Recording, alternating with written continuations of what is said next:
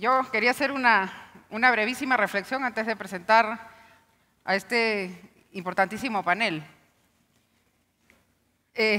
La minería tiene un vínculo con el territorio muy especial y yo creo que no lo tiene ningún otro sector en este país. El primero se refiere al tiempo. Un proyecto minero tiene un vínculo con el territorio de casi una generación completa. Desde que uno plantea una exploración hasta que cierra la mina, hay que hacer una generación entera. Y entonces es un compromiso enorme. Uno cuando entra a un territorio se casa con él. No es tan fácil, ¿no es cierto? Uno está ahí para quedarse. ¿No? Desde mi ámbito financiero, cuando uno invierte en un país atrayendo un instrumento financiero, le da miedo, lo vende y se va. En el caso minero eso no es factible. Uno llega a asumir un compromiso enorme. Y el otro es el territorio. Somos casi el único sector que estamos presentes todo el tiempo, convivimos con varios aspectos de las sociedades en las que operamos. Las comunidades, las autoridades. Y es un vínculo que, a pesar de no ser dócil muchas veces, es un vínculo muy duradero. Y en realidad creo que eso hace indispensable empezar a pensar que el desarrollo de ambas tiene que ir juntas. El éxito de una operación minera no puede estar desligado del éxito de la región en la que opera, porque si no simplemente no es sostenible. Y al final termina siendo mucho más costoso si no empezamos a invertir tiempo, energía y hasta dinero en tener una buena relación en el ambiente en el que nos movemos. Dicho esto, este panel termina siendo sumamente importante porque lo que aborda es el largo plazo. Algo que a los peruanos nos cuesta mucho, somos extremadamente cortoplacistas y pensamos que la solución de nuestros problemas están en decisiones inmediatas. Este panel lo que busca es abordar ese problema importantísimo, porque el desarrollo de los territorios implica decisiones de largo plazo. Es un panel, además, que aborda el tema desde varios frentes. Tenemos en el panel personas con experiencia en el gobierno nacional.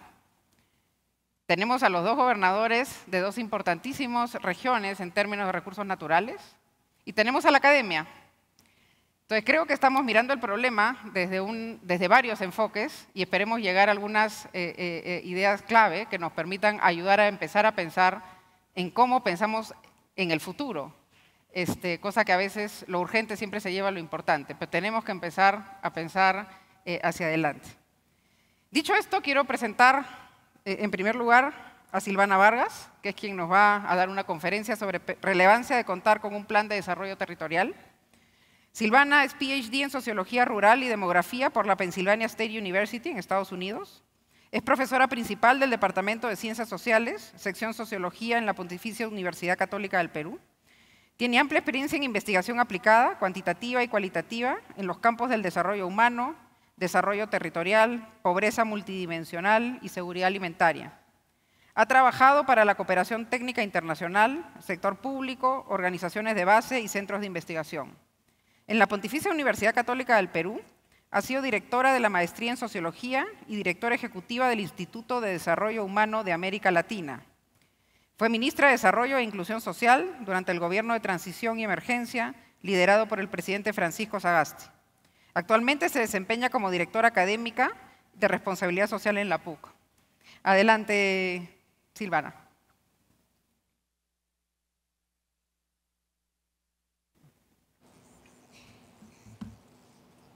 Hola, muy buenos días Arequipa, muy buenos días Perumín, tremendo reto y muy contenta además de ser parte de este menú en 2 tiempos sobre desarrollo territorial, en el que en esta mesa vamos a abordar los retos y oportunidades y en la siguiente, después del almuerzo, se abordarán justamente los consensos y las rutas, las propuestas. Además, feliz de compartir este panel, como ha presentado Claudia, tremendamente diverso y comprometido con lo que llamamos hoy desarrollo territorial. En medio de estos tiempos feroces que nos ha tocado vivir como país, ya Julio Velarde, Alonso Segura han rayado la cancha, todos nuestros derechos están bajo riesgo, bajo un alto riesgo, particularmente el derecho básico a la alimentación. Y cuando eso ocurre es necesario hacerse cargo. Por eso estoy aquí, porque creo que esta apuesta por el desarrollo territorial le puede imprimir al sector privado, a la gran empresa minera, una perspectiva distinta que pueda permitir que se hagan cargo, como ha dicho Claudia, desde el rol que les toca, pero eso va a implicar algunos ajustes. Va a implicar probablemente replantear enfoques, va a implicar territorializar estrategias y potenciar impactos. Y creo que de eso se trata. Entonces, sin que el desarrollo territorial pretenda ser una varita mágica que lo resuelva todo, puede aportar pistas y de eso es de lo que les quiero hablar. Quiero empezar por algo que ha sido mencionado sistemáticamente, no solamente el día de hoy, sino en las presentaciones también del día de ayer, respecto a la importancia fundamental que tiene planificar territorialmente, pero trascendiendo el corto plazo, trascendiendo los resultados, las ganancias, la productividad. Necesitamos empezar a plantearnos un enfoque de planeamiento territorial que apueste, como dice esta diapositiva, a tratar de entender cómo están configuradas las instituciones, cuáles son sus reglas, bajo qué mecanismos operan y cómo se vinculan. En segundo lugar, es necesario entender cuáles son esas dinámicas particulares del territorio, por qué en la región Cusco, como hablábamos con el gobernador, se produce un importante volumen de gas y esos balones de gas no llegan a los hogares de los territorios que justamente producen el gas. Y ustedes saben de qué región en particular estoy hablando. Y en tercer lugar, por supuesto, está la estructura económica productiva, esa que nos vincula y que nos hace estar hoy presentes aquí. Sin embargo, lo importante del desarrollo territorial no es solamente tener clara cada una de estas rutas, sino entender que estas son interdependientes. No es posible hablar de desarrollo territorial si apostamos únicamente, aunque no es menor, a incrementar ingresos. Tenemos que apostar a la vez a reducir pobreza y fundamentalmente a reducir las enormes brechas de desigualdad que aún persisten en nuestro país. Independientemente de las cifras macroeconómicas, la realidad en el territorio sugiere que la desigualdad es pan de cada día. En esa línea, entendiendo la interdependencia, yo he traído una imagen, esa imagen es del poblado de Chicla, un distrito hoy en la provincia de Huarochirí, en la región Lima, justamente para dar cuenta de cómo los espacios, así en este caso ustedes ven incluso al tren que está pasando por ahí, son espacios territorialmente situados, no existen en abstracto. Y eso ocurre con cualquier actividad económica predominante en el territorio. La agroindustria, la agricultura, la minería son actividades territorialmente situadas. Y en esa interdependencia es importante tener clarísimo que las dinámicas del territorio afectan, por supuesto, las condiciones de la actividad predominante, pero en consecuencia, en retorno, esa actividad económica tiene un enorme impacto en el territorio también. En esa interdependencia y en la capacidad de comprenderla, nos estamos jugando la posibilidad de hacer una transformación, particularmente en un contexto en donde pareciera que las autoridades que tienen que hacerse cargo y tomar decisiones parecen estar distraídas en otros temas o silenciosas frente a las urgencias. Dicho esto, yo quería contarles un poquito, imaginemos Arequipa en el mapa del Perú, les pido que lo hagan imaginariamente en este instante, porque lo que ustedes van a recordar, van a imaginar, probablemente luce así, ¿no? Arequipa es una región al sur del país, pero sabemos que en realidad Arequipa no es una región compacta, es una región compuesta por provincias. Y ahí algo que hay que resaltar es que el territorio difícilmente se acoge al corsé de las unidades políticas, ¿no? De los distritos, de las provincias, de las regiones. Los territorios son más fluidos, son más dinámicos. Y ahí hay un aspecto que creo que es bien importante tomar en cuenta. Dicho eso, y teniendo en cuenta que Arequipa es heterogéneo como cualquier otra región de nuestro país, hay que pensar que en realidad uno podría imaginar Arequipa desde distintos lentes. Uno de los lentes es el lente de la izquierda, que es el lente gravísimo, tremendamente interpelador de la desnutrición crónica infantil. Podríamos partir de ese lente. Otro lente posible es el lente de la distribución de las concesiones mineras. Ese es otro lente, otras agendas, otras prioridades. Un tercer lente, más dinámico, es el lente de las vías, los caminos, las rutas.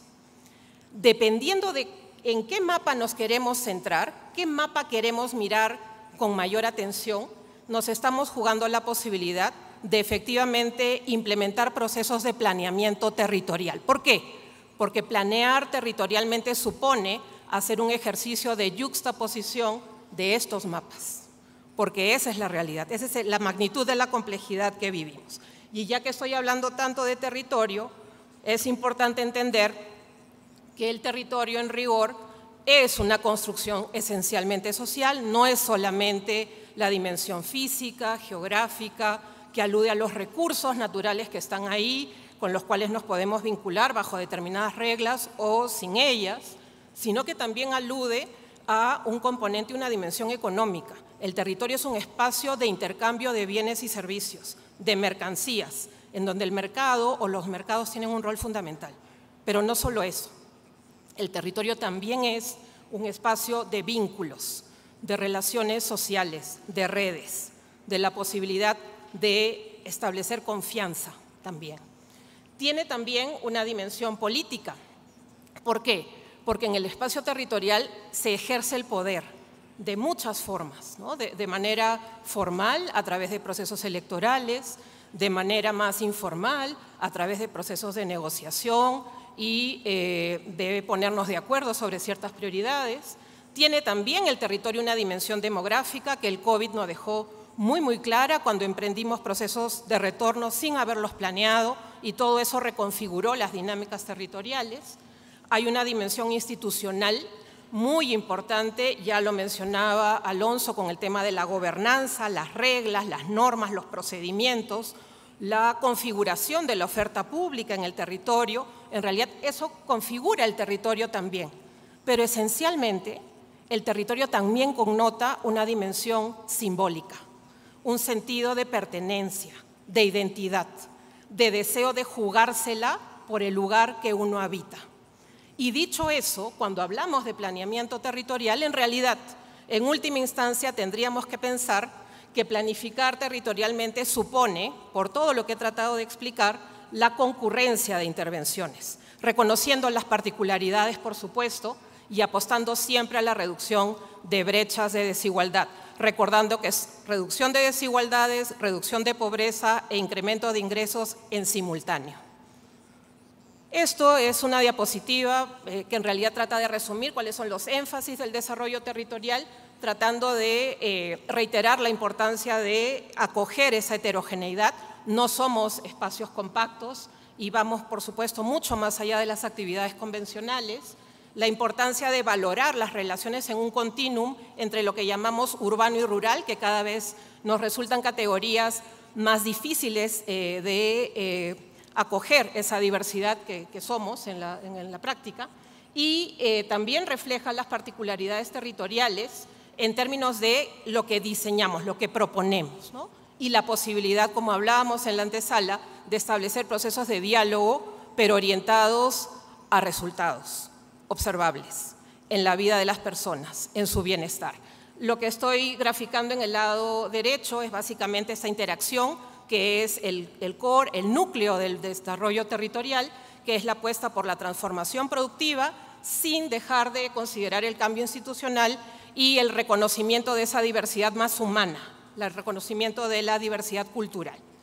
Dicho eso, hay una serie de factores, lo mencionaba Alonso también, yo lo estoy tratando de hacer de otra manera, pero hay una serie de factores que habilitan y de no estar presentes o de no estar suficientemente presentes, inhiben la posibilidad de pensar el territorio dinámicamente y poder planificar. Solamente voy a mencionar dos de las que tenemos reflejadas aquí. En realidad, el gráfico de los colores nítidos son los factores habilitadores y la contracara o la otra cara de la moneda son los mismos factores en su versión limitada o ausente, ¿no?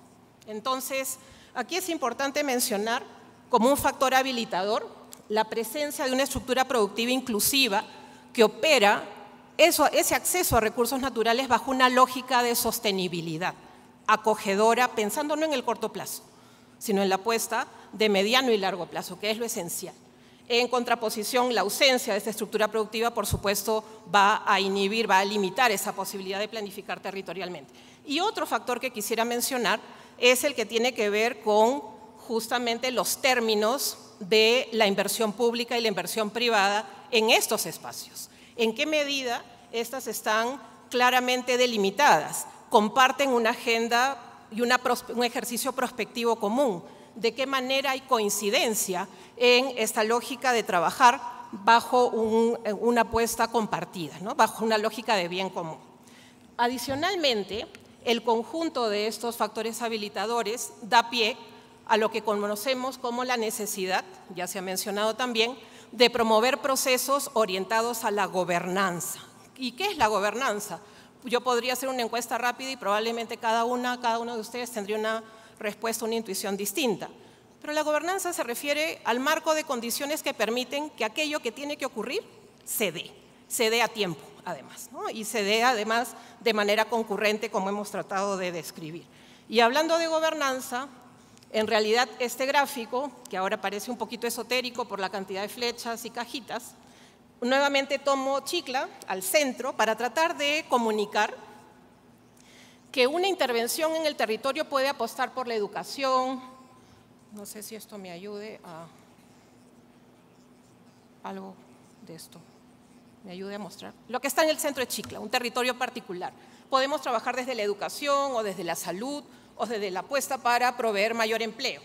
Y probablemente lo vamos a lograr. Vamos a tener, por ejemplo, un programa educativo que permita promover la educación bilingüe a través del uso de las TICs. Excelente, un conjunto de comunidades que son parte de nuestro entorno, de nuestra zona de intervención directa. Sin embargo, la posibilidad de que ese trabajo esforzado dé resultados de bienestar va a estar ineludiblemente condicionado por las dinámicas del territorio, las dinámicas productivas, las dinámicas educativas, las dinámicas institucionales. Eso quiere decir que si la unidad de gestión educativa local o la Dirección Regional de Educación o el sector privado que opera también allí no se compromete con esa apuesta, nada de lo que hagamos va a sostenerse en el tiempo. Y la apuesta de trabajar de esta manera tiene que ver justamente con proponer una ruta que permita que esas desigualdades territoriales converjan en el proceso con las desigualdades individuales.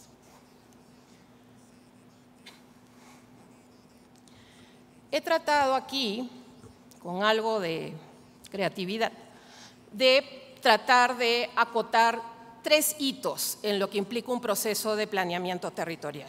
Yo les decía al inicio, el sector privado, la gran empresa minera, mediana, pequeña, se juegan hoy la posibilidad de hacer un ajuste en su manera de vincularse en el territorio y eso pasa por enfoques, estrategias y también la gobernanza. En términos de enfoque, hay una enorme dispersión en términos de los instrumentos que existen. Planes de desarrollo concertado, los gobernadores lo saben, la programación multianual de inversiones, la lógica de los presupuestos por resultados, los propios planes a largo plazo que elaboran las empresas que operan en el territorio, todos tienen un plan, pero esos planes no conversan. Y cuando esos planes no conversan, tenemos enormes problemas y generamos enorme frustración en la población, porque la expectativa está siempre ahí. Entonces, una ruta que se plantea en esa línea es armonizar, hacer un esfuerzo de trabajar bajo una lógica de colaboración multiactor efectiva que permita priorizar territorialmente, pero no priorizar territorialmente nuestros deseos, sino priorizar territorialmente resultados que sean viables hoy, partiendo de lo que tenemos ya, mirando el vaso finalmente medio lleno, porque si lo miramos medio vacío van a pasar 200 años más y no vamos a poder generar ningún cambio significativo en la vida de las personas. Y eso implica alinear esos planes al marco de políticas, ¿no? En segundo lugar, la estrategia, enfrentamos procesos de fragmentación social enormes, agravados por la polarización política, por supuesto, muy acentuada en intereses individuales, marcados por procesos de corrupción a distinto nivel, y ahí la apuesta es promover estrategias de reconocimiento. Hay una dimensión más subjetiva que los planes territoriales no deberían dejar de lado. No todo es productividad, no todo claramente es crecimiento, y hay necesidad de reconocer esas dinámicas territoriales desde esa particularidad, desde esos valores, y mirando el largo plazo. Y por último, la ausencia de liderazgos, eso es fundamental. ineludible para una discusión sobre el planeamiento territorial. Nuestros liderazgos son débiles, si acaso, no se sostienen en el tiempo, hay altísimas tasas de recambio, lo sabemos, y no cuentan necesariamente con legitimidad social, lo cual pone en riesgo toda la apuesta. En esa línea, una ruta posible es consolidar lo que se llama en la literatura del desarrollo territorial coaliciones territoriales transformadoras, comprometidas a partir de una agenda, de un diálogo permanente en aquellas prioridades, asignando a cada quien el rol que le toca, haciéndose cargo, sin seguir asignando culpables, porque culpables vamos a ser todos probablemente de lo que está pasando en nuestro país. Sin embargo, si cambiamos la manera como nos vinculamos y nos vinculamos desde las responsabilidades que nos toca asumir y en diálogo, por supuesto, con los gobiernos regionales y los gobiernos locales que son el rostro del gobierno en el territorio, son la expresión de la articulación territorial. Como decía el gobernador Sánchez en la inauguración, la apuesta a través de las mancomunidades es una apuesta potente de cara a la mirada territorial. Ahí nos jugamos varias oportunidades. Y para concluir, creo que siempre viene bien, perdónenme, por alguna razón les voy a tener que contar lo que decía ahí, lamentablemente no se ve. Pero lo que traía yo ahí eran un conjunto de preguntas, ¿no? Preguntas que tienen que ver con, finalmente, ¿a quiénes está acogiendo este plan territorial que vamos a diseñar? ¿De qué manera está siendo culturalmente pertinente para acoger esa diversidad? En segundo lugar, ¿de qué manera estos planes permiten acoger la diversidad de ciertos grupos? De las jóvenes, de las mujeres, de manera particular, distanciándonos de esa lógica de proyectos e intervenciones de talla única. En tercer lugar, ¿qué mecanismos para promover el empoderamiento se están utilizando en términos de elaboración de presupuestos, de rendición de cuentas, de comunicar estratégicamente lo que se hace? En cuarto lugar, el cuarto hito del proceso de planeamiento tiene que ver con las capacidades territoriales. ¿Quién se está haciendo cargo de formar capacidades que se queden o que sean sostenidas a lo largo del tiempo para que justamente ese valor compartido no se diluya tan fácilmente? Y por último, la importancia, por supuesto, de dialogar con un marco de políticas mayor. Dejar de hablar para nosotros mismos, sobre nosotros mismos, no nos va a permitir promover procesos que se sostengan en el tiempo y generen bienestar. Hay necesidad de dialogar con los otros marcos de política. Yo concluyo agradeciéndoles muchísimo. Estoy convencida que nuestros mayores activos siguen siendo hoy, a pesar de toda la adversidad que nos ha tocado vivir, nuestra historia, nuestra diversidad, nuestra capacidad de acción colectiva trascendiendo nuestras agendas individuales y, por supuesto, nuestros territorios. Y vivo convencida de que no deberíamos hipotecarlos por nada, por ningún tipo de ganancia, por ningún tipo de crecimiento, sino apostando siempre a lo que es el bienestar. Esto que les digo ya no es una opción, es una responsabilidad ética que compartimos. Muchas gracias. 1.000.000 de gracias, Silvana, y te tengo que agradecer doble porque has cumplido escrupulosamente el tiempo. Bueno, ahora nos toca empezar con nuestros panelistas. Primero quiero introducir a Armando Gallegos, que es presidente del directorio de Gerens, Escuela de Posgrado. Es rector de la Escuela de Posgrado de Gerens, como dije, profesor principal y consultor en gestión estratégica y diseño organizacional. Ha conducido proyectos de su especialidad en más de 50 organizaciones, tanto públicas como privadas, en el Perú y en el extranjero. Fue director académico de la Escuela de Negocios para Graduados ESAN. Ha publicado 3 libros en el Perú y ha colaborado con artículos en dos libros en los Estados Unidos. Es PhD en Management, Universidad de Texas en Austin, Estados Unidos, y MBA en la Southern Methodist University, Dallas, Texas. Es economista de la Universidad del Pacífico. Bienvenido, Armando. Gracias, Claudia.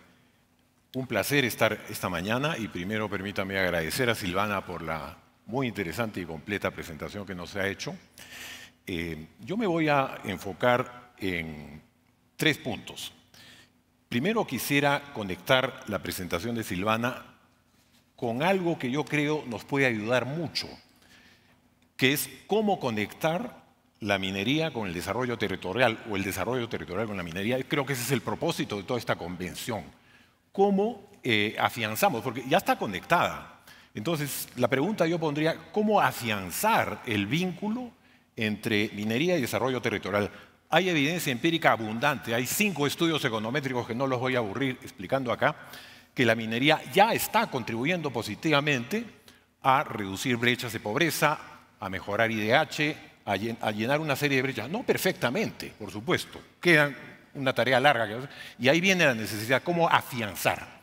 Entonces, creo que el marco que nos ha dado Silvana nos da una serie de rutas y caminos en esa dirección. Yo quisiera enfocarme solamente en tres temas que creo que son prioritarios en este contexto. Primero, me parece que el título de la presentación de Silvana, la importancia, la relevancia de contar con un plan de desarrollo territorial es fundamental, es central, nos da ese horizonte de largo plazo. En ese marco, un tema que yo agregaría como importante, o quizás simplemente haría un doble clic, es, en ese marco necesitamos tener una visión y prioridades compartidas de largo plazo para el desarrollo territorial buscando el bien común. No hay. Si ustedes recorren varios territorios, ya sea a nivel provincial o regional, no hay prioridades compartidas. No las hay. Incluso a nivel nacional faltan. Si no tenemos prioridades compartidas, no estamos de acuerdo en lo que queremos, no sabemos exactamente si estamos caminando en la dirección correcta. Y creo que la construcción de esta visión y prioridades es una manera muy eficaz para ayudar a construir confianza en las comunidades. Y acá muchos de ustedes conocen la experiencia RIMAI, ¿no? Que es un esfuerzo para crear una visión compartida a nivel nacional y también se ha replicado a nivel regional en Moquegua. Esa es una experiencia riquísima que habría que rescatar y que habría que seguir enfatizando. Cómo diferentes segmentos de la población, comunidades, empresas, gobiernos locales, construyeron una visión y se pusieron de acuerdo en una serie de prioridades. Ese proceso sigue caminando. Felizmente, a Dios gracias, ese proceso sigue caminando en una serie de puntos. Entonces, y esa es una gran oportunidad para hacer un trabajo colaborativo entre todos los stakeholders y va a ayudar a crear confianza. Entonces, creo que ese es un primer tema prioritario. Esta visión debería ir acompañada de métricas, porque lo que no se mide no se gestiona. No sabes si estás caminando en la dirección correcta si no tienes métricas. Y necesitamos sistemas de medición de desempeño de desarrollo territorial. Invito a nuestros gobernadores aquí presentes a que pongan eso en su agenda prioritaria. Sistemas de medición de desarrollo del avance territorial. Estamos avanzando en los indicadores que son relevantes a nivel regional y en los territorios que componen las regiones. Ese sistema es vital. Esas métricas son fundamentales. Y creo que hay 2 conjuntos de métricas. Algunas métricas a nivel de territorio y métricas también para la empresa minera, para ver si está yendo en la dirección correcta en su contribución al desarrollo territorial en adición a su gestión empresarial, ¿no? Entonces yo diría que ese es un primer tema que me gustaría poner sobre la mesa. Un segundo tema es el rol de la empresa. El rol de la empresa en construir, en afianzar ese círculo virtuoso entre minería y desarrollo territorial. El rol de la empresa minera, obviamente, ¿no? Quisiera que pongamos el foco allí. Creo que las empresas ya vienen haciendo bastante. Y un tema que unifica todo esto es algo que Silvana también ha mencionado, la creación de valor compartido. ¿Qué es valor compartido? Es un modelo de negocio en el cual, a la vez que creas valor para la empresa, creas valor para tu entorno, para tus comunidades. Es un concepto bien potente, y que las empresas mineras ya vienen aplicando hace mucho tiempo. 2 mecanismos muy potentes son, obviamente, el empleo local y las compras locales. Son potentísimas porque ya son parte del modelo de negocios. Mientras mejor lo hagan, la empresa gana mejor y es un mecanismo muy potente. Y eso lo están haciendo, no los voy a cansar con la cantidad de ejemplos y casos que tienen las empresas mineras en esta buena práctica.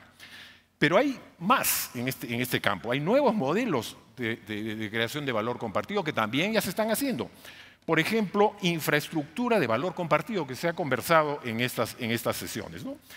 Casos emblemáticos como el de Cerro Verde en Arequipa o Anglo American en Moquegua, donde la infraestructura se ha diseñado de manera tal que gana el territorio y gana la empresa. Es una forma muy interesante de crear valor compartido. Ganan ambos. Y en esa línea hay muchos otros esquemas que todavía no los explotamos. Hay un potencial grande de afianzar ese modelo de creación de infraestructura compartida o de otras dimensiones, ¿no es cierto?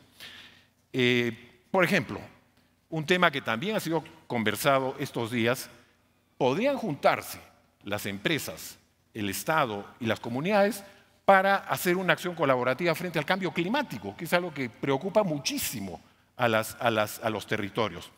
En un territorio, como dice Silvana, hay que mirar lo específico. Temas de altitud, por ejemplo, temas de agua, temas de sequías en otros territorios. ¿Qué es lo que preocupa? ¿Qué es lo que preocupa a los pobladores? Alrededor de esto hay que hacer investigación. Yo diría, hay que atacar los retos propios del territorio con innovación. En esta sesión estamos escuchando muchísimas aplicaciones de innovación y tecnología al núcleo del negocio, pero también hay, y también las hemos escuchado, aplicaciones de innovación en gestión social y en formas de trabajar. Es una gran oportunidad. Temas de altura, ¿cómo los abordamos? Se convierte en una oportunidad de crear confianza con las comunidades, porque estamos trabajando en sus propias necesidades. Aplicar innovación a todas las dimensiones del desarrollo territorial. Creo que eso es algo concreto y algo específico que podemos hacer. Y el tercer tema, creo que estoy un poco corto de tiempo.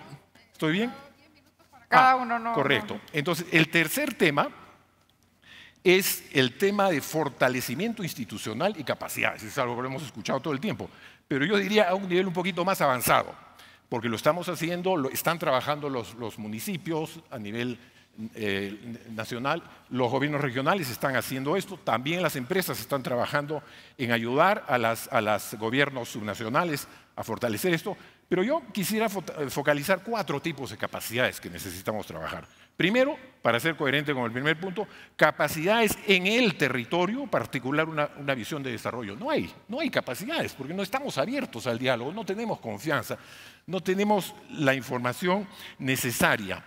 Si no tenemos una visión de largo plazo, a 20, 30 años, de cómo vamos a caminar, el gobierno regional no va a alinear sus inversiones en esa dirección, la empresa no va a alinear su gestión social en esa dirección. Entonces, ese alineamiento, esa capacidad de diálogo, otra vez vuelvo al esquema RIMAI, que se ha convertido en un modelo que debería replicarse en las regiones. Es un modelo muy válido. Segundo, capacidad gerencial y de implementación de los gobiernos subnacionales. Principalmente me estoy refiriendo a los gobiernos locales, que es donde se observa mucha debilidad. Fortalecimiento de los municipios en temas de recaudación, gestión presupuestal de ingresos, gestión de ingresos del canon, mejora de la vigilancia ciudadana y calidad de las políticas de gestión municipales. Se aplican, creo, también a nivel de gobierno regional. Y algo muy importante, la capacidad de autoevaluación y de aprendizaje de los gobiernos locales. De repente esto suena un poco utópico, pero hay que hacerlo. Y si no tenemos, vamos a seguir arando sobre el desierto, como se dice, o arando en el mar. Esa sería una segunda capacidad. Una tercera capacidad es la capacidad de integración y trabajo coordinado entre la empresa minera y los stakeholders. De alguna manera está vinculada a las capacidades de articular la visión, pero es un poco más allá. Se refiere a la capacidad de trabajo coordinado en el fortalecimiento de las capacidades locales, de manera que la construcción de esa visión y la implementación de esa visión sea mucho más fluida. Y cuarta capacidad faltante, a mí me parece, es la capacidad articuladora y de coordinación institucional entre las entidades públicas de nivel nacional, nivel regional y nivel local. El desarrollo territorial es multinivel y tiene que estar articulado. Hay varios niveles de desarrollo. El país como un conjunto es un territorio. Dentro del país tenemos 24 regiones, cada una de las cuales son territorios. Dentro de cada región Hay también provincias que pueden ser territorios o distritos que pueden ser territorios. Si bien la circunscripción política no es coincidente con el territorio, nos ayuda a ilustrar el tema de que hay que manejar el desarrollo territorial en ese eslabonamiento multinivel, y no lo estamos haciendo. No hay una capacidad en el país para articular verticalmente y horizontalmente. Entonces, el tema de capacidades es profundo y creo que es importante. Cierro con eso: cómo afianzar el círculo virtuoso entre minería y desarrollo territorial. He querido enfatizar esos 3 temas. Gracias, Claudia. No, buenísimo, y has cumplido también ¿Sí? escrupulosamente Dale. con el tiempo. 1.000.000 de gracias. Bueno, ahora me toca el gusto enorme de presentar a alguien que todos conocemos mucho en el sector. Es Rómulo Mucho. Rómulo es ingeniero de minas con 42 años de experiencia en empresas mineras y cementeras. Tiene estudios de especialización en Suecia, Canadá y Japón. Es profesor universitario, conferencista nacional e internacional. Cuenta con premios y reconocimientos institucionales y gubernamentales. Fue presidente de la Comisión de Energía y Minas del Congreso de la República, presidente de Ingemet y viceministro de Minas.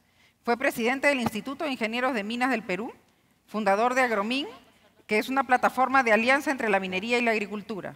Actualmente dirige una empresa de servicios mineros y es consultor minero internacional.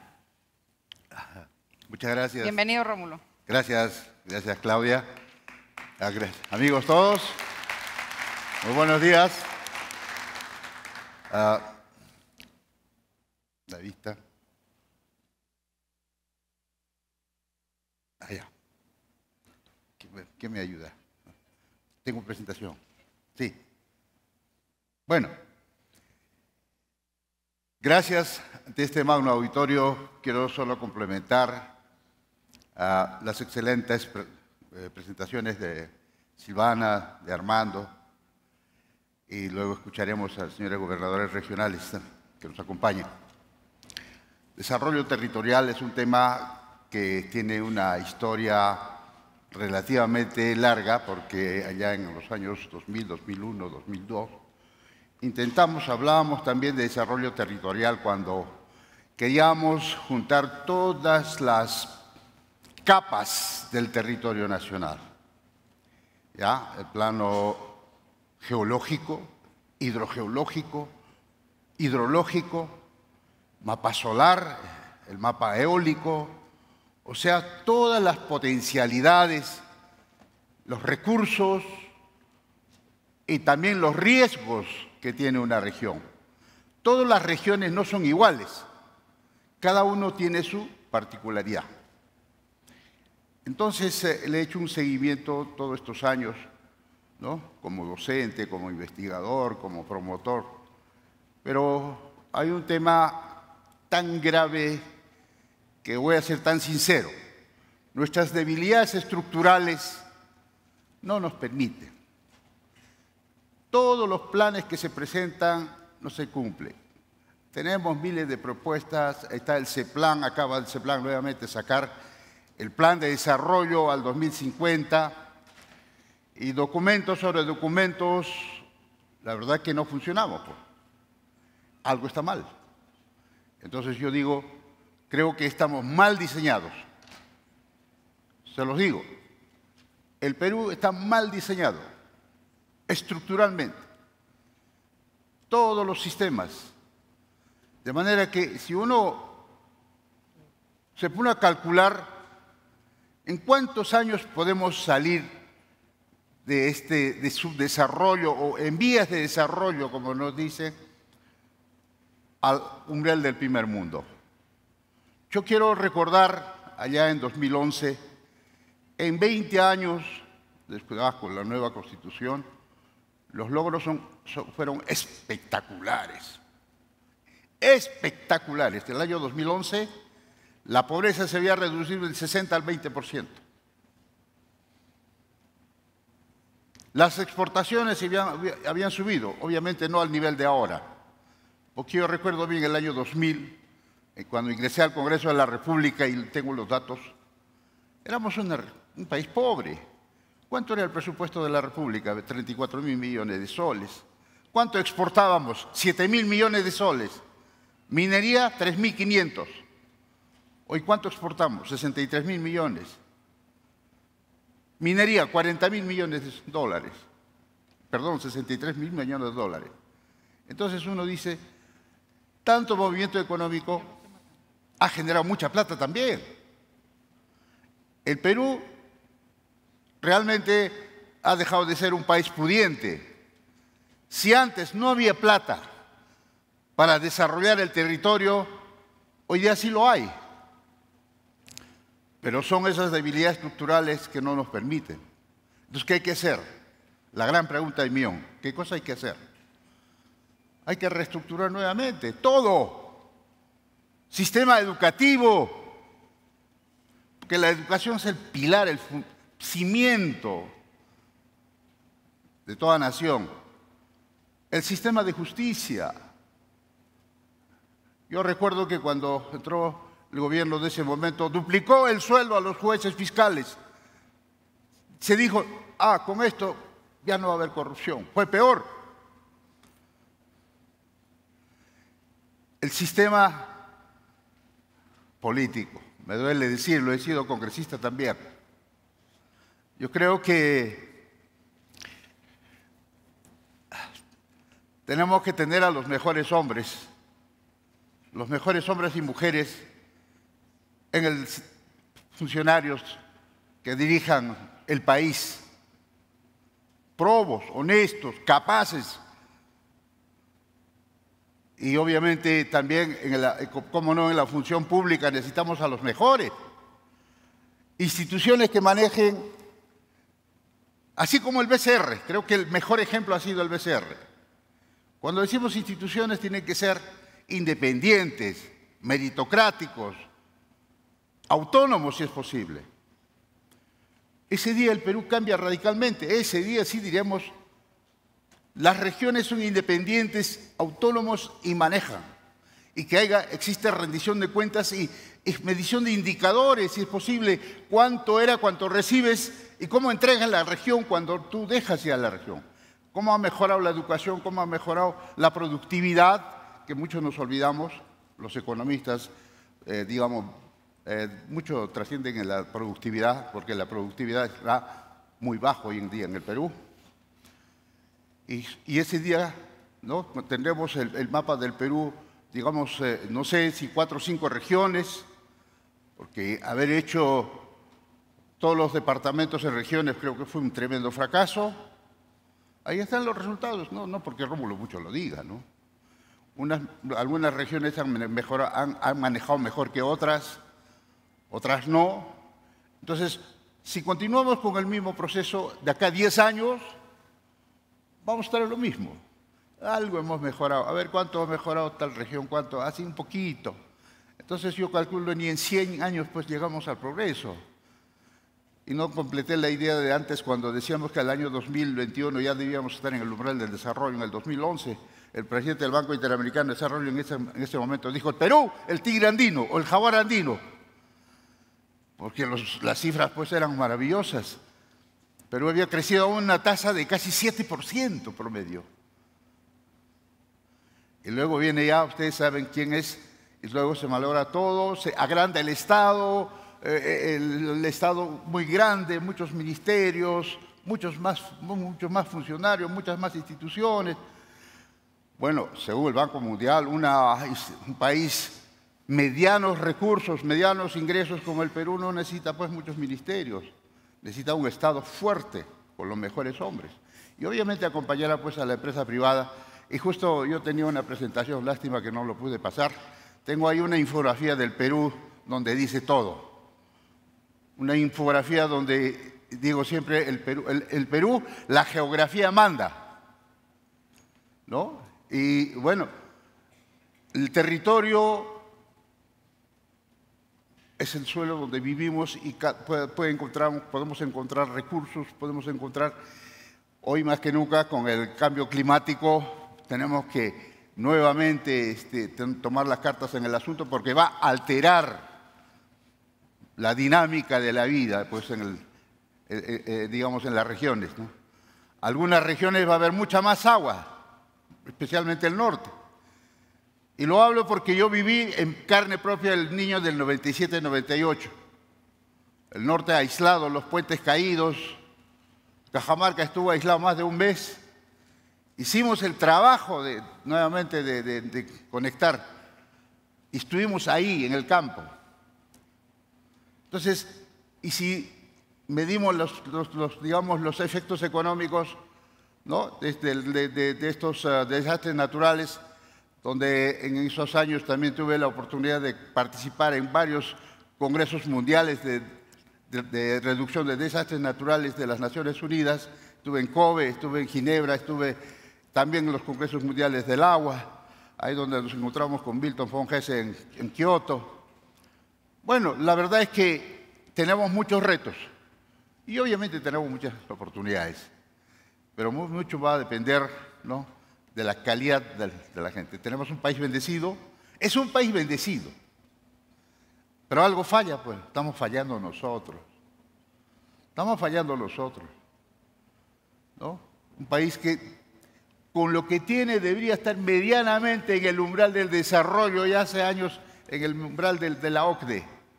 Porque el año 2021 se dijo, si crecimos casi 7%, no vamos a crecer el resto 7% porque también en los mercados de minerales varían. Hoy creceremos solamente 4%. ¿Era mucho aspirar a eso? Con un crecimiento de 4% permanente hasta el 2021 estábamos en la OCDE. Estábamos con un PBI de casi 350.000 millones de dólares. Ingresos per cápita, estábamos hablando de más de 15.000 a 17.000 millones de dólares. Y obviamente la calidad de vida hubiera subido, la pobreza hubiera reducido quizás hasta menos de 10, la pobreza extrema quizás hubiera desaparecido. Bueno, amigos, nada más quiero participar unas ideas a ustedes y la verdad que hay mucho reto y hay mucha oportunidad. Todavía tenemos ingentes recursos minerales que obviamente, como lo dijo el expositor de la Unión Europea, no solamente pues hay que basarnos en eso, hay que ir más allá a la diversificación productiva y hacer otro, porque muchos economistas a nivel mundial han dicho que el Perú tiene que diversificar su economía. Muchas gracias. Gracias. 1.000.000 de gracias. Rómulo también ha cumplido con los 10 minutos. Muchísimas gracias. Bueno, ahora nos toca nuestras autoridades. Creo que es sumamente interesante, son quienes están en la cancha, quienes son los encargados de alguna manera de implementar cualquier plan de desarrollo territorial. Quiero empezar por el dueño de casa, el señor Roel Sánchez, presidente de la Asamblea Nacional de Gobiernos Regionales.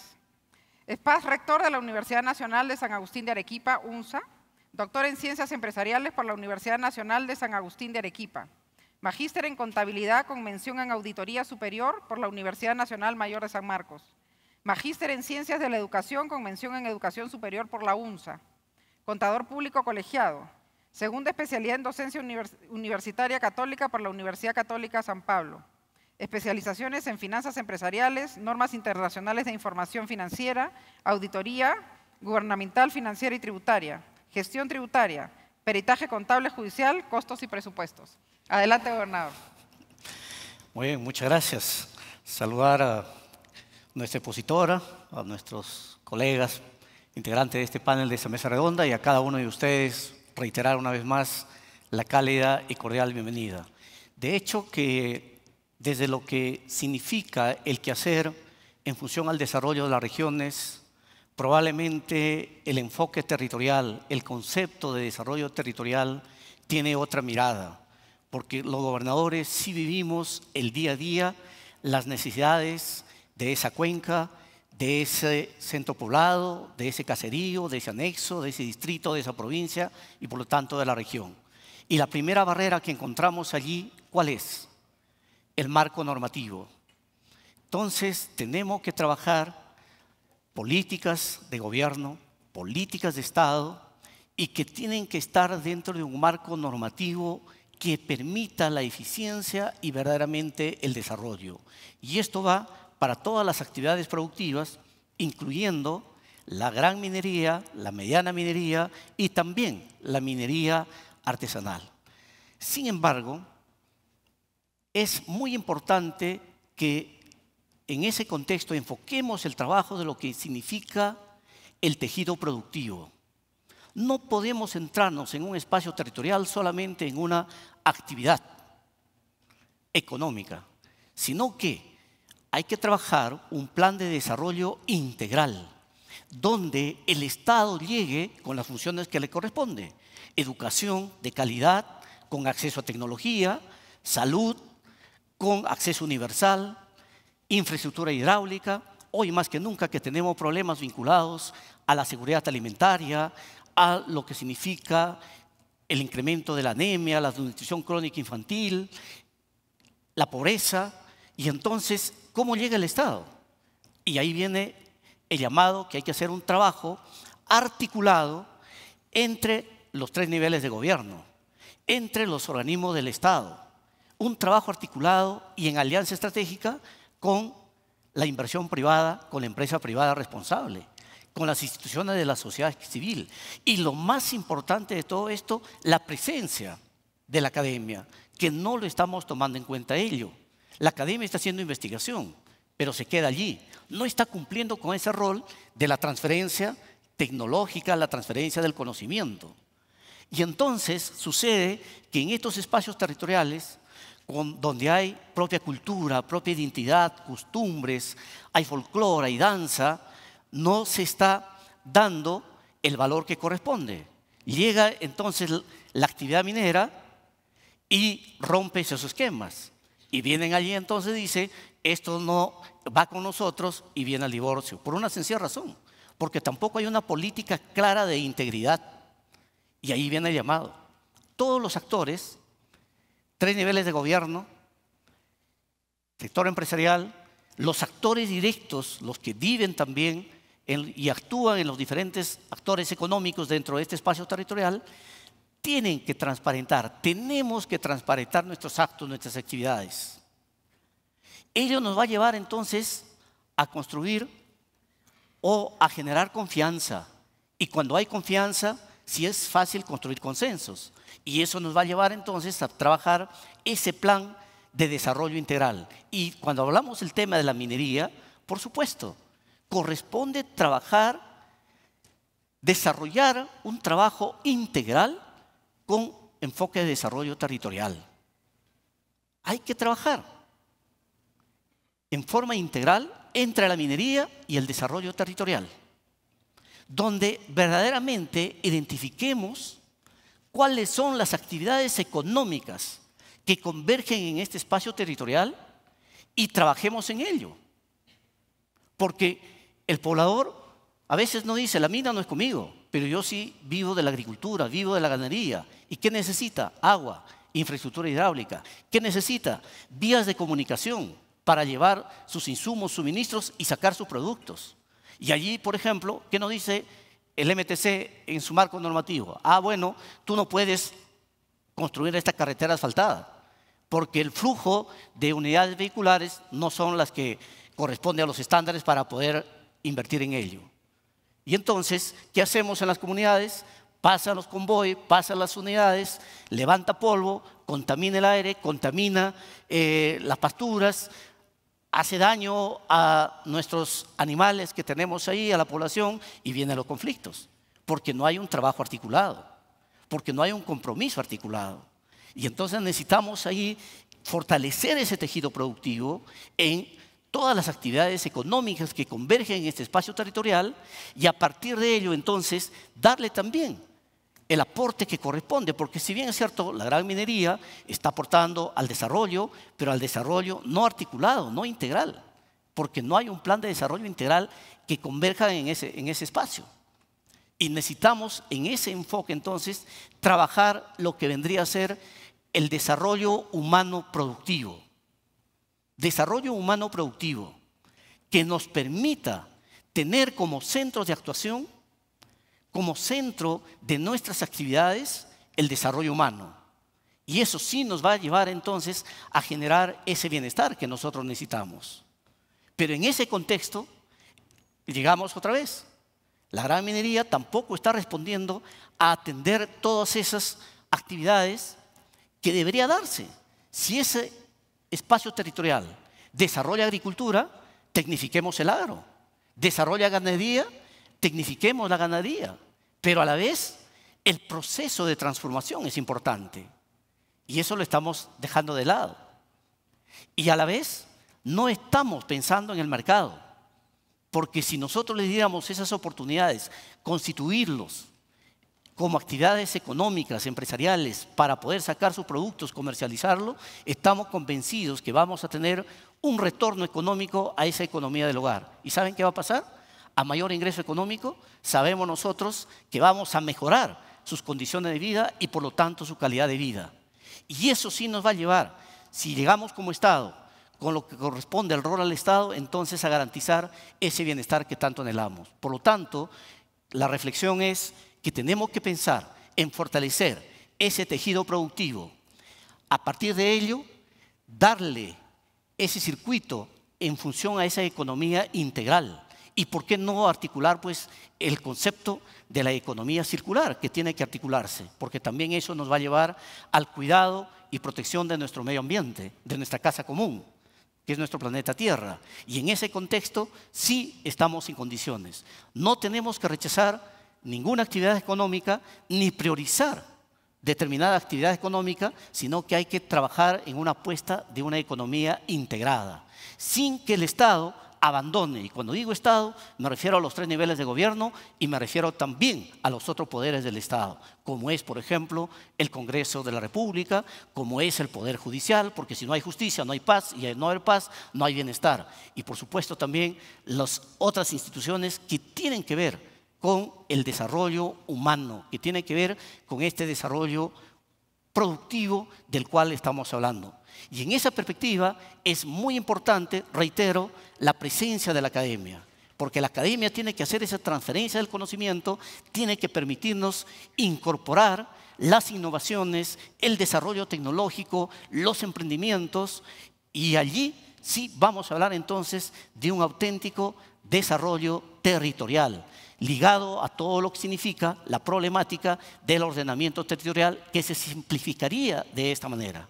Por ello, en lo que respecta pues, a la parte de retos y oportunidades, estamos conscientes que tiene que haber ese trabajo articulado, esa alianza estratégica entre todos los actores, lo que le denominan desde la academia la quíntuple hélice, y el día de hoy, por ejemplo, en Consejo Directivo de la Asamblea Nacional de Gobiernos Regionales, hemos acordado conformar la mancomunidad de regiones con influencia minera y energética, para fortalecer entonces estas actividades y trabajar de la mano un trabajo que implique minería y desarrollo territorial.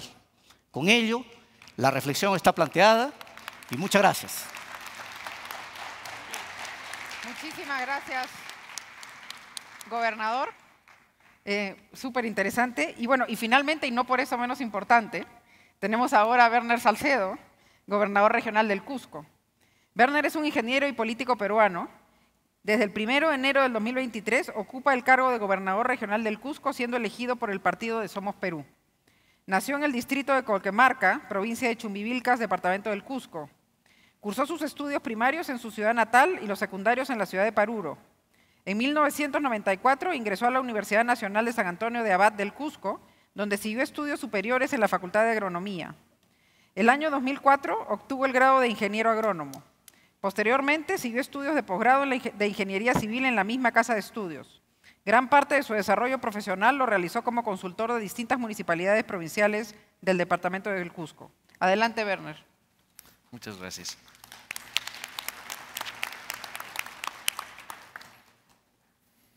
Bueno, en primer lugar, agradecer a Dios que nos permite comunicarnos. Con su venia, saludar a Claudia, economista gallego, Rómulo, a nuestro presidente de la NGR, Roel, a Silvana y a cada uno de ustedes. Yo quisiera partir de la propia experiencia de lo que me tocó vivir. Vengo de un territorio con mucho potencial minero, que son las provincias altas del Cusco, Chumbivilcas y Espinar. Y cómo lo primero que vi y sentí es que nos hace falta conversar, y sobre esa conversación el consenso, y que ese consenso nos permita tener la prelación de la atención de nuestras necesidades.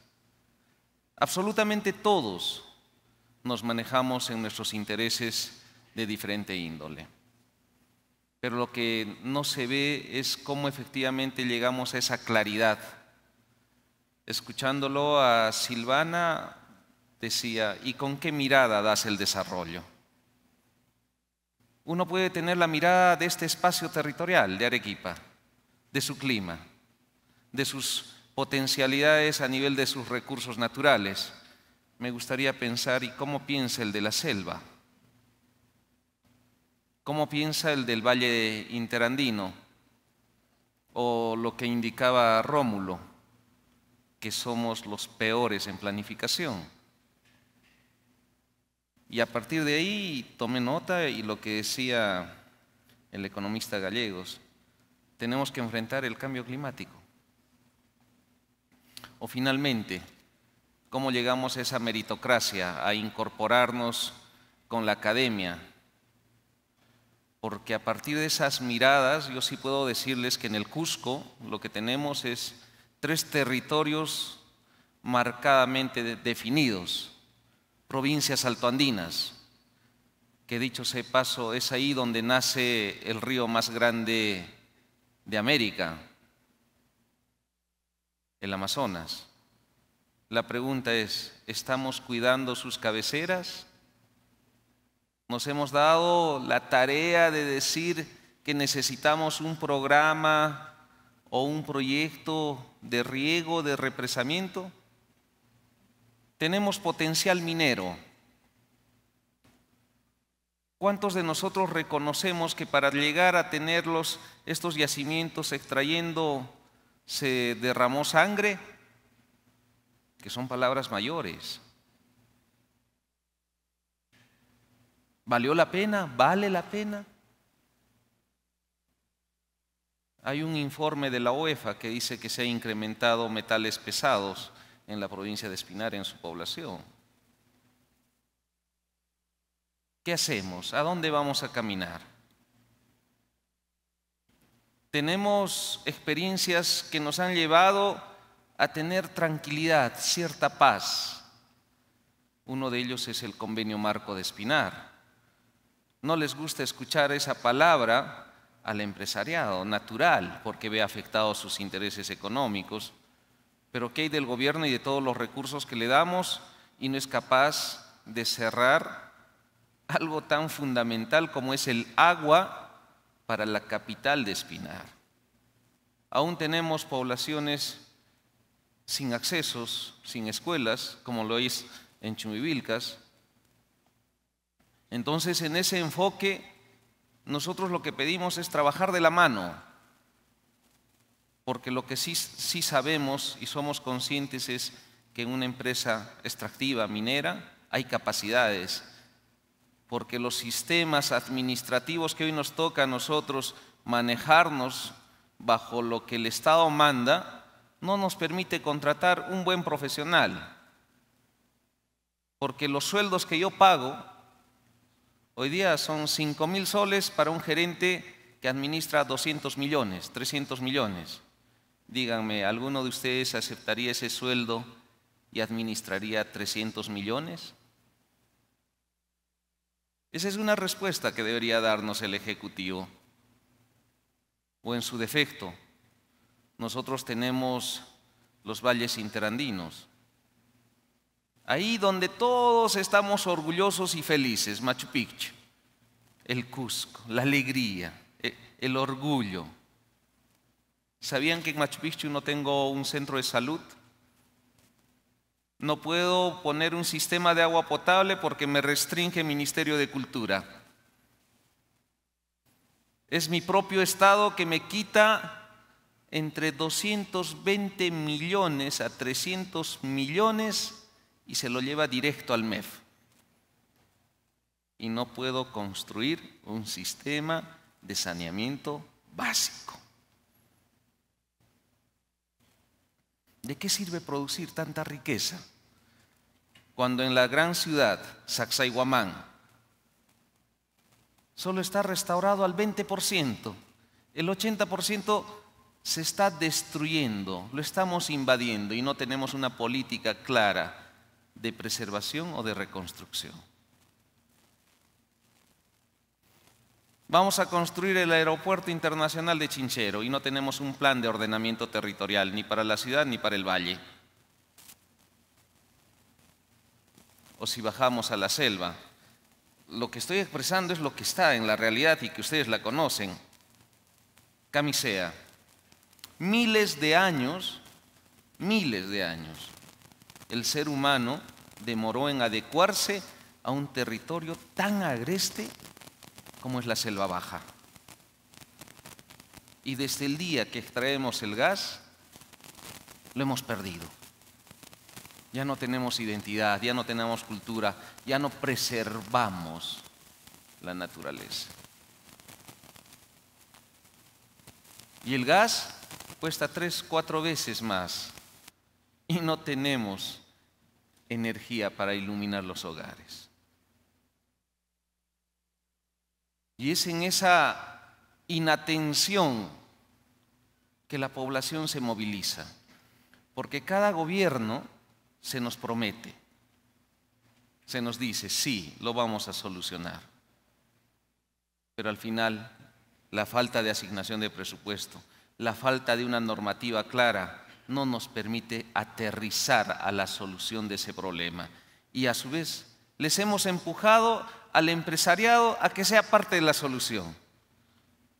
¿Cuántas veces la empresa propiamente tiene que resolver esos problemas para evitarse conflictos sociales? Y es tal vez en ese mensaje que quiero concluir. Necesitamos hacer ese gran debate. Porque hasta ahora los 130 que están ahí arriba, o el Ejecutivo, no quiere sincerar.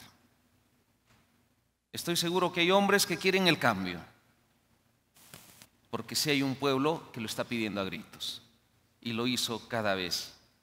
No nos hemos negado, pero frente a ello, espero que realmente estos eventos nos permitan movernos acá adentro y acá, porque solo así estoy convencido de que un país bendecido en sus 3 regiones, bendecido en sus 25 departamentos, está llamado a ese gran desarrollo, pero no se va a hacer si no se llega a ese consenso. Muchas gracias.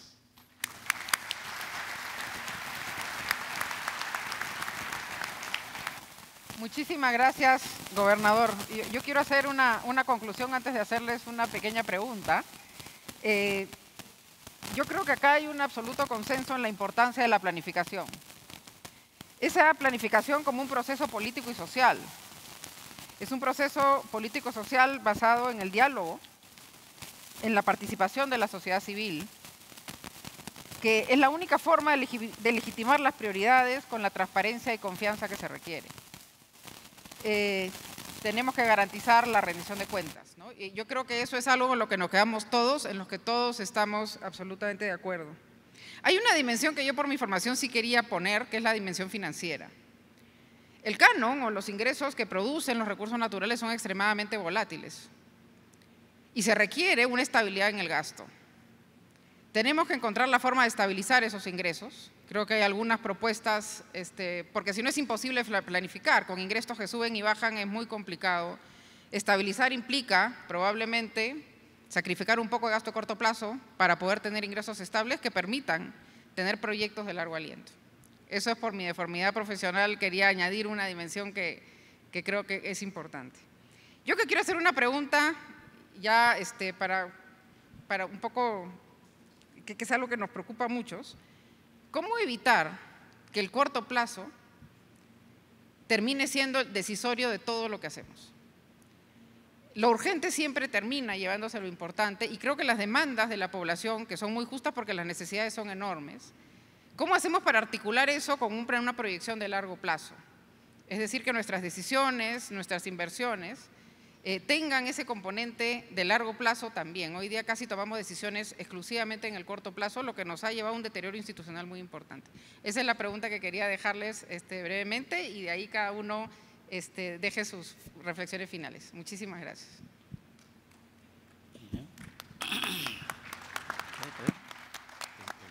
¿En qué orden vamos a ir? Empecemos con el mismo orden o sea que Armando, te cedo la palabra. Yo creo que tenemos unos 2 minutos cada uno. Gracias. Pregunta muy difícil de responder, Claudia, porque somos un país muy, como tú lo has dicho, centrado en el corto plazo. Pero creo que depende fundamentalmente de los líderes. Tiene que haber líderes que tengan esa visión y que se compren el pleito del largo plazo. Puse como un primer tema la visión de largo plazo. Esa visión no se va a dar si en el territorio o en los territorios no hay líderes que toman conciencia de la importancia de tener esa visión de largo plazo, esas prioridades, y tienen la valentía de sostener las prioridades contra las presiones que puede haber de los intereses creados, de las presiones de corto plazo. Entonces yo creo que se necesita liderazgo, valentía, pero también visión estratégica y esos consensos y prioridades, ¿no? Muchísimas gracias. Creo que Silvana estaba... seguimos el orden perfecto. Rómulo. En primera instancia, yo creo que siempre serán las herramientas tan necesarias para tomar decisiones. Persisto yo en que necesitamos todas las capas del territorio en nuestra región para saber mapa geológico, hidrológico, geológico, si tenemos acuíferos, no tenemos, mapa solar, mapa eólico, para tener cuánto de energía renovable que ahora tenemos que generar por el cambio climático, que es una obligación. Cada país tiene una meta, cada empresa tiene una meta, y allí ver pues el eje, todos los ejes, el eje económico fundamentalmente, las potencialidades que tiene, el eje social, cuánto de gente, la condición que vive la gente, en qué situación. Para eso tiene la herramienta de la geomática, que identifica inmediatamente qué zona es la que en este momento puede necesitar más apoyo que otra. Luego viene el eje ambiental, ¿no? Porque toda industria, toda actividad humana genera, digamos, un impacto ambiental, eso, seamos sinceros. No solo a una mina, una industria, una fábrica. Si fuéramos un país de manufactura industrializado, igual tendríamos problemas con el medio ambiente, ¿no? Igual, y luego también, teniendo todas esas herramientas, yo creo que tendremos para poder decidir focalizar, digamos, los presupuestos para poder atender. Porque también hay que saber que nuestras regiones están, algunos cerca al mar, son más competitivos, unas regiones mediterráneos que están lejos del mar, entonces habrá que formar corredores económicos, ¿no? Necesidad de ferrocarriles, necesidad de medios de locomoción más y también las fuentes energéticas. La verdad que es un reto grande y el Perú tiene sendos estudios, inclusive el estudio del 78 de Electroperú con los alemanes. El Perú tenía capacidad para generar 60.000 megas de forma, digamos, económica. ¿Y cuánto hemos construido? Bueno, la energía hidráulica sigue siendo la primera, pero se quiso hacer una hidroeléctrica Inambari de 2.000 megawatts, 5.000 millones, hubo una oposición férrea. Es que no tenemos, pues, planeamiento, ¿no? Plan territorial, y nosotros en aquella época capacitamos inclusive a nuestra gente con el Land Use Planning de Canadá, el Land Use Planning, cómo ellos, ¿no? manejan su territorio. Y hay otros ejemplos también. Yo creo que es un reto y sigue siendo una oportunidad. Gracias. Muchas gracias, Rómulo. Señores gobernadores, creo que para ustedes la pregunta es doblemente difícil porque son los que enfrentan el escrutinio de la gente perennemente. A ver, Roel. Sobre el uso del cano, definitivamente aquí pasa por dos aspectos. Uno, el marco normativo que lo controla el Ejecutivo y no permite la eficiencia de la ejecución presupuestal, porque los procesos para la inversión a partir de la ley de contrataciones son extremadamente largos y engorrosos, y si a eso le sumamos la ley del INVIERTE-P, se nos complica todo. ¿Por qué? Porque tampoco hay ese trabajo articulado. Y ese destrabe de normas también nos afecta, por ejemplo, en el tema de la formalización minera. Más de 100 requisitos para formalizarse. Y a la entrada quieres pedir tu formalización, paga $20.000. ¿De dónde sale el dinero? O si está en el proceso ya al 30, 40%, se ve agotado, mejor me voy al status quo que estaba y continúo en la informalidad o en la ilegalidad. Entonces, inmediato es revisar en forma conjunta todo ese destrabe normativo y, por supuesto, priorizar las inversiones en función al desarrollo y a las necesidades que tiene ese espacio territorial. No permitir pues, que no se puede hacer una carretera porque no hay flujo vehicular. ¿No es cierto? ¿Qué hubiese pasado, por ejemplo, si es que cuando se autorizó todo el funcionamiento de la Bambas y todo el tema de la minería del sur peruano, por Arequipa se nos pasa un promedio de 300 a 400 convoys diarios con diferentes productos que van al puerto Matarani y vienen al puerto Matarani? Y entonces, ¿por qué si tenemos minería para los próximos 80, 100 años, por qué no se pensó en construir un tren? Y listo, solucionar el problema y más bien el fin de semana traer a esa población que conozca el mar, que conozca la ciudad y vamos avanzando. Por eso es importante trabajar en transparentar los actos, en eso que hablábamos de la confianza y construir ese diálogo. Pero a la vez también, ¿qué hacer en lo inmediato? Pasa definitivamente por priorizar en forma articulada problemas que tenemos álgidos. Educación. Sí, se construye un colegio y el Ministerio de Educación no asigna a los docentes porque ellos tienen que nombrar a esos docentes o contratar a esos docentes. Por ejemplo, en este momento no vamos a tener problemas serios con el pago de la luz y el agua. ¿Y saben quién paga la luz y el agua? El Ministerio de Educación. Cuando eso debía delegar pues, esa función y solucionamos el problema.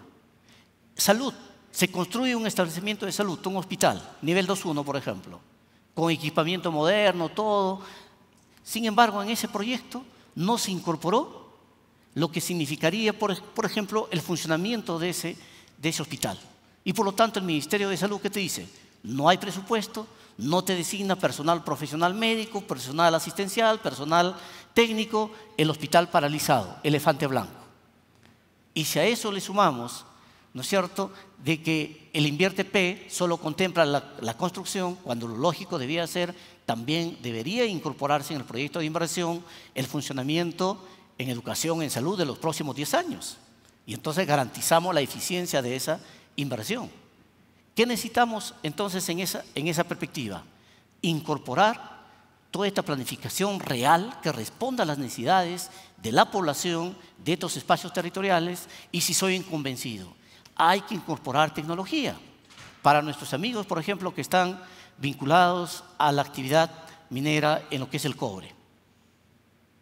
Me preocupa qué va a pasar de aquí a 30 años, 35 años, lo reflexionábamos en el Consejo Directivo de la NGR, con la presencia del grafeno. Porque grafeno va a utilizar mucho de lo que ahora esto sirve el cobre. Y entonces esa tecnología también nos va a ir desplazando a nosotros. Pero necesitamos incorporar tecnología en todas las actividades económicas, necesitamos incorporar tecnología en función al desarrollo humano. País que no invierte en ciencia y tecnología no va a avanzar en su desarrollo. Por eso yo invocaba y pedía la presencia, sí o sí, de la academia, que se involucre la academia, que no solamente se quede en sus espacios de la universidad o en el espacio de la investigación y no hay esa transferencia del conocimiento. En el caso de Arequipa, por ejemplo, hemos creado, como ustedes saben, la Gerencia de Ciencia, Tecnología e Innovación. Y a partir de ello, ya tenemos la presencia de inversionistas que ya decidió dónde va a ser. Por ejemplo, vamos a tener la primera planta productora de oxígeno verde, con una inversión promedio de $2.500 millones. Bueno, entonces vamos al tema de la matriz energética. porque eso tiene que ser. ¿Qué estamos haciendo, reitero, para combatir el problema del hambre cero? ¿Cómo estamos enfrentando el problema del agro, de la pesca, de la ganadería? Donde vamos a sacar justamente el tema para la seguridad alimentaria. Y así como eso, entonces lo que corresponde, y sería la reflexión también, de que este tipo de megaeventos sí nos permite reflexionar, arribar a conclusiones, pero los actores directos, que somos todos, tenemos que llevarle pues y darle ese aterrizaje que corresponde. De lo contrario, nos volvemos a encontrar en otro evento académico, en otro evento de exposición tecnológica como Perumín, que muy bien para nosotros como Arequipa, porque esto nos pone también, nos visibiliza en el marco de la internacionalización, en el marco del mundo, pero en el marco de solucionar los problemas no le estamos dando el aterrizaje correspondiente. Entonces también deberíamos de todos los eventos académicos tener después un seguimiento de esas conclusiones, de esas recomendaciones y rendir cuenta de cuál ha sido el avance en función al evento anterior. Como alcance, mi estimada Claudia. Muchísimas gracias, gobernador. Gobernador Werner, es su turno. Gracias, Claudia. Decías, ¿qué hacemos para que efectivamente podamos tener esa estabilidad en la asignación presupuestal y tener una planificación como corresponde para ejecutar obras? Creo que hasta hoy el Ejecutivo y el Legislativo se niegan a ese debate. Y desde nuestras trincheras no hacemos nada para presionar. Cuando paraliza una población, sale a las calles, cierra carreteras, quema llantas, todos perdemos, incluyendo los que salen. Hoy tenemos una ley de contrataciones que le hemos exigido desde el primer día que hemos ingresado los gobernadores, pero está durmiendo el sueño de los justos en el Congreso. Nos aprueban una ley en que ya no desean que nosotros tengamos obras por administración directa. Me gustaría pensar qué está pensando Construcción Civil, qué están pensando las comunidades campesinas en donde el aparato empresarial no quiere intervenir por las distancias, por los accesos a hacer obras. Otra vuelta nos empujan a que se movilicen y nosotros tenemos que llevar sus voces, es para eso que nos han elegido. Así que lo que nos toca es empujar la trinchera, que ya no se diga que la política es aquella que es ajena a lo técnico. Debemos enseñar a nuestros hijos, en nosotros mismos, a decir que sí es necesario dar a conocer nuestras opiniones y participar en política, y que no estemos alimentando este insano discurso de decir que la política es sucia, que la política es mala, negativa. Es mala, es negativa cuando hay un endemoniado que la expresa, así de simple. O en su defecto decías, ¿y qué hacemos frente al futuro? ¿Cómo llevamos al desarrollo? Aprendí algo básico, mirarnos en la historia. Acá no hay que descubrir la pólvora. 1900 teníamos el guano de Isla. ¿Cuánta riqueza nos dio? 1920 teníamos el salitre. 1940 el caucho. 1960, 70 el petróleo, el gas. Hoy tenemos una oportunidad, transición energética, el cobre, las energías renovables, energía eléctrica. El Cusco puede producir 9.000 megas y solo aprovechamos 300. ¿Necesitamos esos inversionistas? Sí. Mi tarea es dar licencia social y lo estoy haciendo. Y es en ese espacio que he aprendido algo fundamental. Lo que estamos haciendo acá, lo aprendí de este niño, porque vengo de haber nacido en una comunidad campesina. Y en una comunidad lo que nosotros hacemos es reunirnos todos, elegir a nuestra junta directiva, claro que sí, pero la autoridad no la tiene, ellos tienen la representación. Quien tiene la autoridad es quienes la integramos y existe respeto. Creo que es ahí en donde nosotros deberíamos de recordar esto de donde venimos. Absolutamente todos tenemos, aunque sea 1 milímetro de la gota de sangre, insertada en nuestro chis genéticamente esa práctica. Occidente es otro. Occidente es arriba, abajo, rico, pobre. No. Latinoamérica, el Perú, sobre todo el Perú, somos horizontales. ¿Qué hicieron los incas para llegar hasta Ecuador, hasta Chile? Hicieron el Japajñán, caminos. ¿Qué es lo que nos piden nuestros pueblos? Caminos. Vemos hoy que lo que necesitamos es cosechar agua. Y el agua está en nuestra naturaleza, es vida, es desarrollo. Trabajemos, enfoquémonos en esos conceptos y luchemos contra la desnutrición y la anemia. En el Cusco, la vecina provincia de Anta produce 80.000 litros de leche al día. Me voy a la convención, me voy al Valle del Laco Llavero, de Yanatile, de Calca, y produzco 50.000 litros de zumo de naranja. Pero el Estado no es capaz de comprar uno, pero sí gasta 80 millones en sus programas alimentarios, solo para el Cusco. Creo que ahí es en donde debemos de insertar la riqueza que fluye entre nosotros. Pero reitero, si ahí arriba 130 no nos están escuchando, si el otro lado, el Ejecutivo, no lo está planteando, creo que es en nosotros que nace el deber de hacernos escuchar. Gracias. Muchísimas gracias, gobernador. Silvana, te tocó empezar con esta conversación y creo que ahora la vas a cerrar.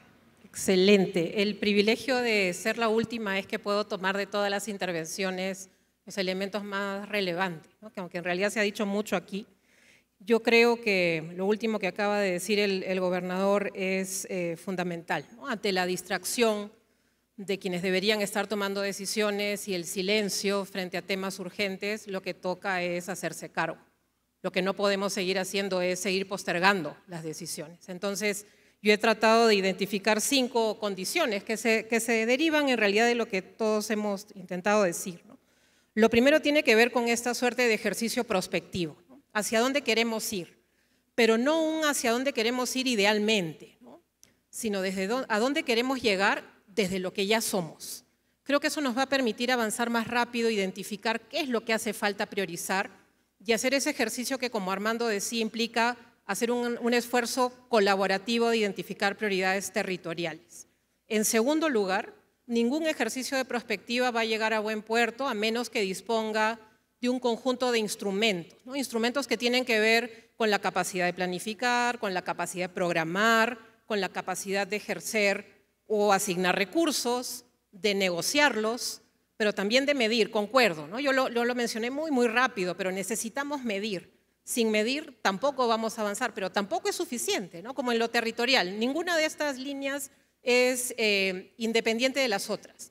Lo tercero son los arreglos institucionales. Los gobernadores han hablado fuerte y claro aquí, comentando, compartiendo desde sus testimonios los enormes retos que enfrentan en el día a día. El no poder invertir, el no poder ejecutar, el tener enormes restricciones para poder efectivamente llevar a la práctica eso que han priorizado. Y esos arreglos institucionales suponen tener no solamente reglas claras, sino roles y responsabilidades también claramente definidos. Sin embargo, con arreglos institucionales tampoco lo resolvemos. Y ahí creo yo que un punto medular es el de las capacidades territoriales. Pero las capacidades no significan simplemente, y no es poco, formar a otros. Tenemos que formarnos a nosotros mismos también, con enfoques nuevos, con la capacidad de acoger otra manera de hacer las cosas y de repente renunciar a esas maneras con las que hemos venido trabajando muchos años y que nos han dado buenos resultados, pero que hoy está quedando claro que no podemos seguir haciendo lo mismo si queremos resultados distintos. Y esas capacidades territoriales pasan por las autoridades al más alto nivel, por los funcionarios de mando medio, por los gestores, por todos los que somos parte de esta responsabilidad. Y lo quinto, que no es menor, tiene que ver también con el liderazgo y las alianzas. Y por eso estamos aquí, ¿no? Liderazgos vitales, comprometidos, que quieran jugársela por el Perú. Sin ese liderazgo, ninguna de las otras 4 condiciones va a llegar a buen puerto. Y yo termino con algo que les dije. Yo estaba contenta por ser parte, y les dije, ¿no?, de este menú en 2 tiempos, Esta mesa, este panel, es sobre los retos y oportunidades. Ha delimitado de alguna manera el qué y el por qué el desarrollo territorial es una oportunidad en sí. Pero la segunda mesa es la del cómo, la que viene después del almuerzo. Y ahí Darío Segarra, Carolina Trivelli, Paola Bustamante, Raúl Molina han estado trabajando justamente en darle contenido al cómo avanzamos, cómo dejamos el desarrollo territorial, que es un relato, una buena idea, para llevarlo a la práctica y cómo nos comprometemos para lograrlo, ¿no? Esa es la mesa a la que han llamado consensos y propuestas. Gracias, Claudia, por la oportunidad y a todos los compañeros del panel.